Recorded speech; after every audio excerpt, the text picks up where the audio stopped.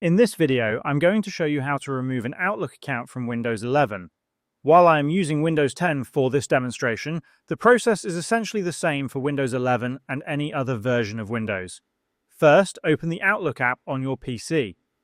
Once it's open, you'll need to click on the menu bar in the upper left corner of your screen to show the navigation pane. To remove an account, right-click on the account you wish to remove, and then click on Manage Account from the context menu. After you do this, click on Manage once again for the Outlook account you want to remove. On the next screen, you will see the option to remove the account from your Outlook app.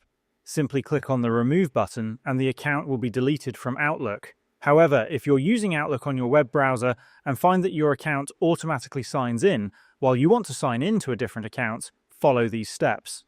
First, if you click the gear icon in the upper right side of your screen to access the settings, click on Account from the left side of your screen.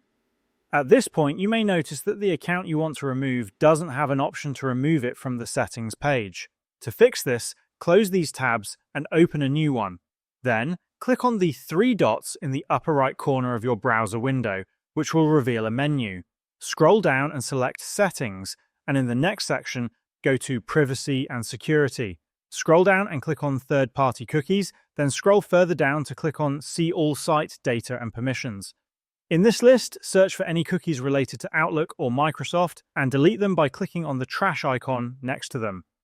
Once you've deleted all the cookies, try logging in again. The previous account will no longer be automatically signed in, and you'll be able to log into a different Outlook account.